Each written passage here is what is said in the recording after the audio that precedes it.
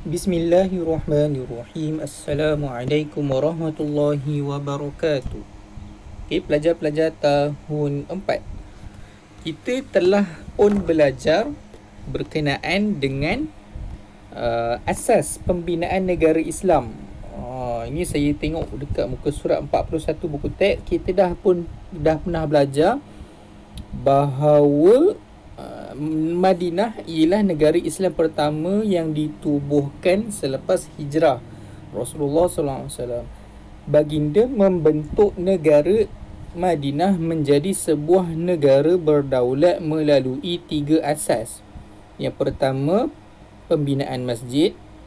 Yang kedua, ukhuwah Islamiyah ataupun persaudaraan Muhajirin dan Ansar.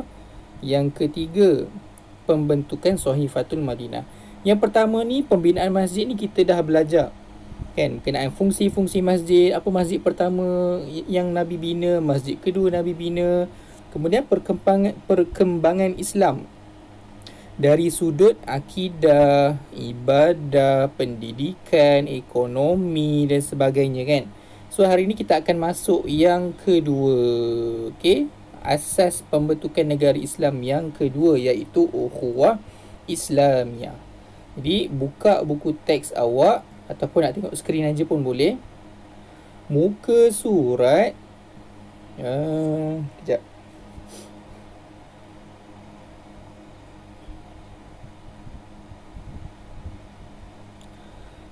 Oh bukan.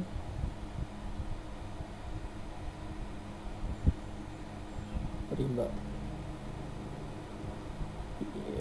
Ya, ini muka surat 67. Muka surat 67.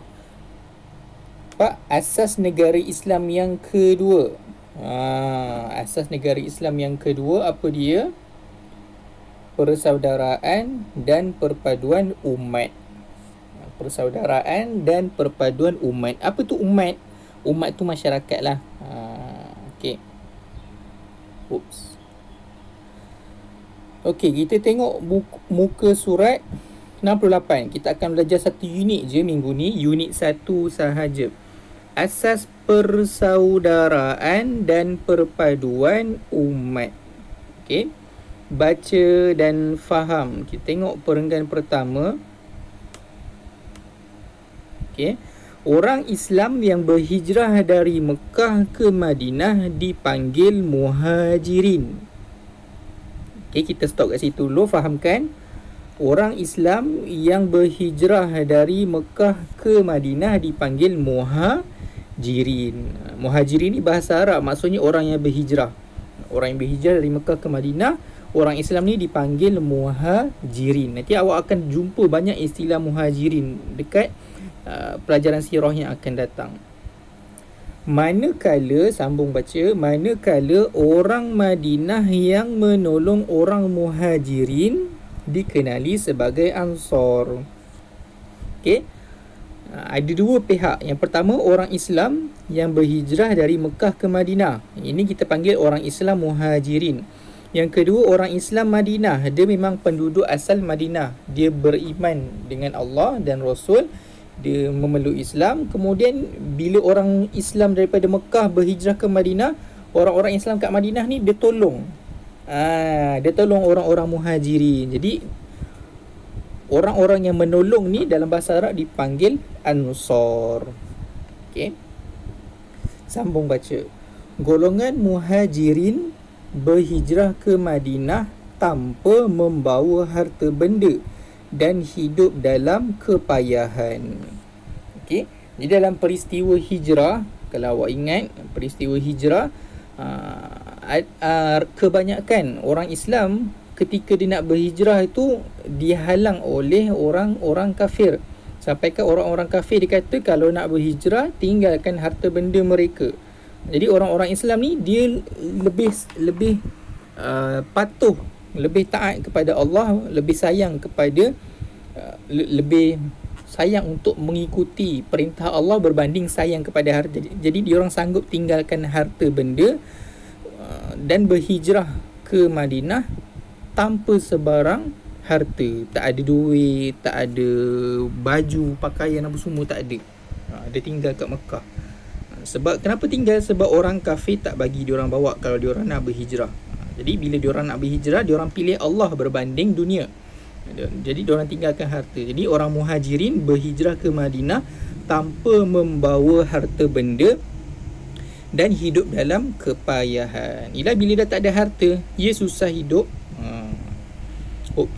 Perenggan kedua.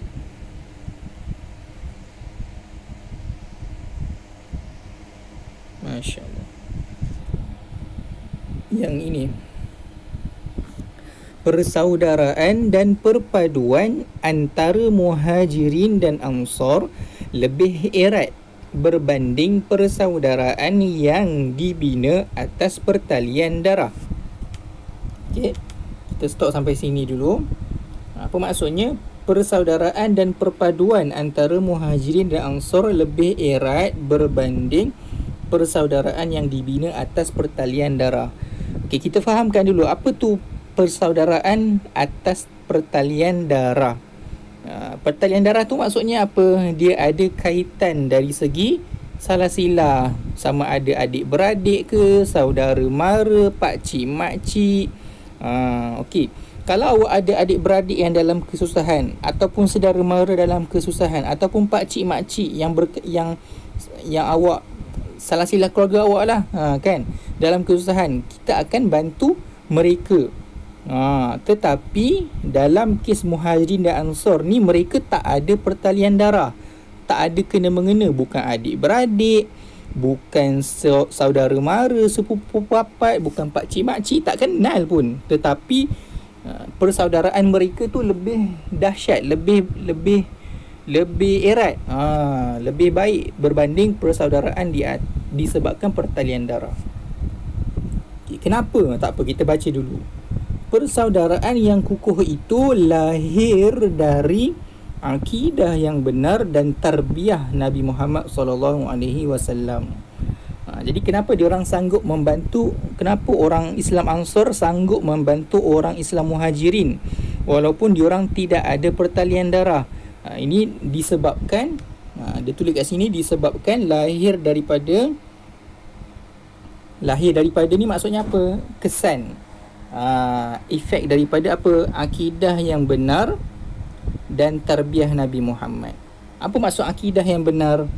Akidah tu kepercayaan. Dia percaya dengan apa yang Nabi sampaikan. Apa yang Nabi sampaikan, tarbiyah Nabi Muhammad SAW, apa yang Nabi ajarkan adalah bahawa setiap Islam itu bersaudara. Setiap Islam itu bersaudara. Nanti kita akan lihat dekat akhir pelajaran ada ayat Al-Quran yang berkaitan dengan persaudaraan sesama Islam. Okey, kita tengok dulu perenggan yang ketiga. Yang ini, asas utama yang mewujudkan perpaduan ialah dengan menjadikan masjid sebagai pusat kegiatan masyarakat. Secara tidak langsung, ia merapatkan hubungan persaudaraan antara muhajirin dan ansar. Okey, sebelum ni kita dah belajar mengenai dengan pembinaan masjid. Masjid ni mempunyai pelbagai fungsi pada zaman dahulu. Tempat ibadah, tempat mesyuarat, tempat ekonomi, politik dan juga tempat kegiatan masyarakat. Jadi bila orang muhajirin dan orang ansar dia sentiasa berjumpa dekat masjid, jadi ia dapat merapatkan hubungan persaudaraan antara muhajirin. Siapa muhajirin? Orang Islam yang berhijrah dari Mekah. Dan ansar. Siapa ansar? Orang Islam yang memang tinggal di Madinah. Okey, tengok perenggan yang terakhir. Selain itu, Rasulullah SAW menjadikan Al-Quran sebagai panduan dalam mengurus kehidupan bermasyarakat dan bernegara.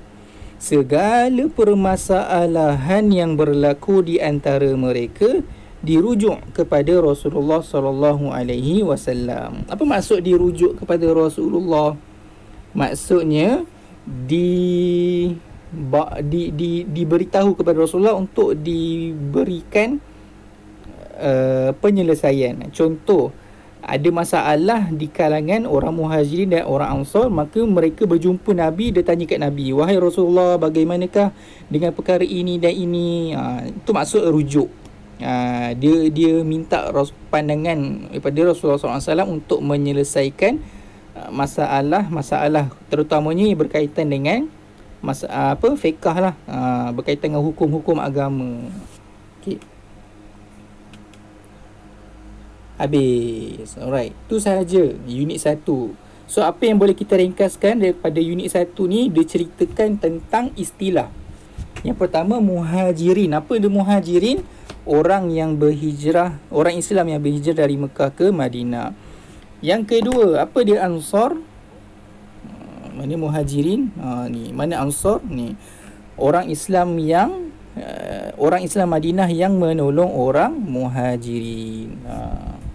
Apakah asas utama dalam mewujudkan perpaduan? Apa dia asas utama?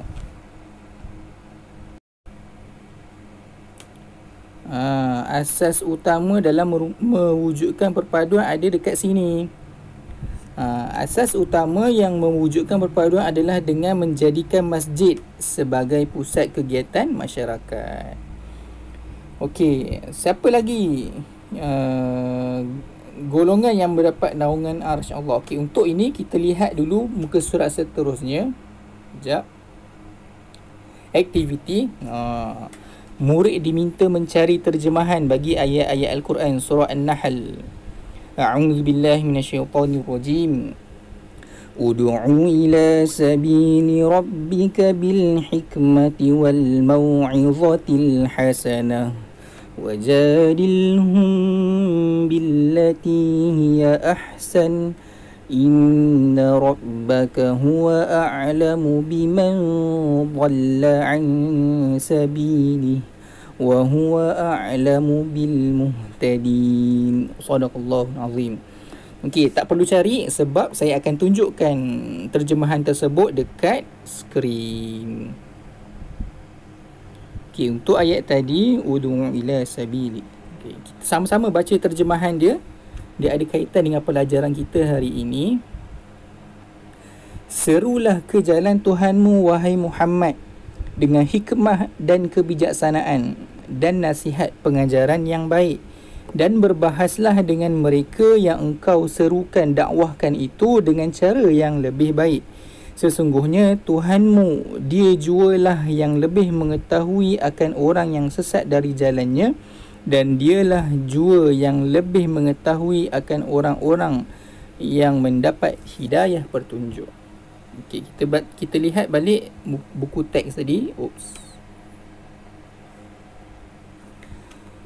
Dia suruh kita cari terjemahan untuk surah Al-Hujurat pula, ayat 10.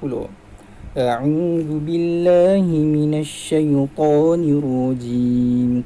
Innamal mu'minuna ikhwatun fa aslihu baina akhawaykum wattaqullaha la'allakum turhamun. Shadaqallahul azim.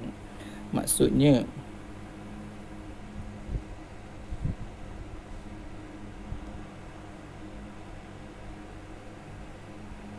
alamak, astaghfirullahaladzim.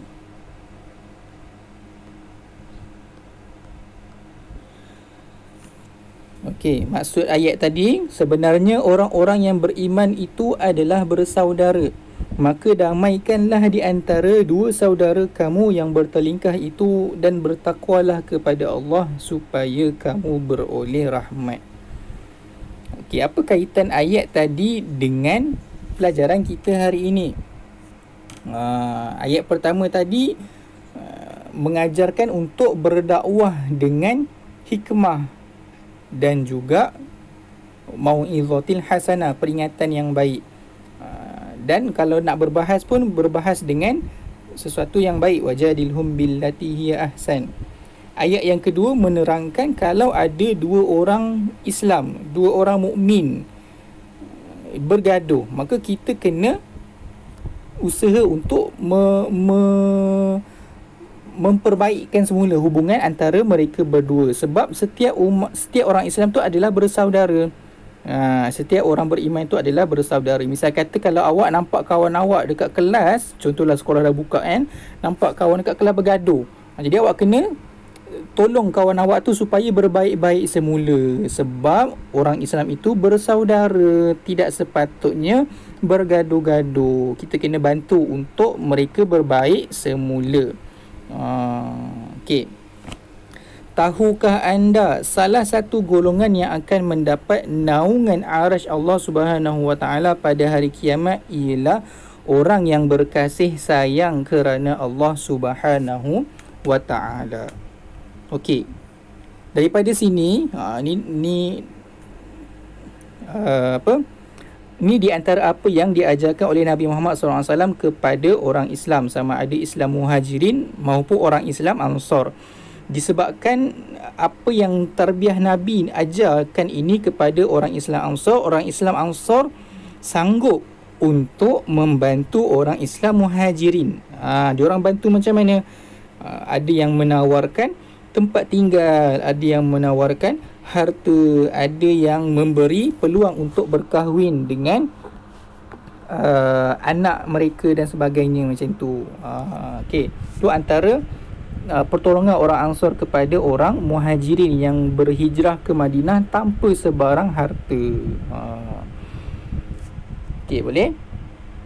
Itu sahaja kelas untuk hari ini. Belum habis lagi sebab saya perlu saya nak awak buat latihan, buat buku aktiviti muka surat 33. Muka surat 33. Kalau awak tahu cara buat, boleh terus buat sendiri. Kalau awak tak tahu, boleh tengok dekat video yang saya sediakan. Link ada dekat description video. Okey. Assalamualaikum.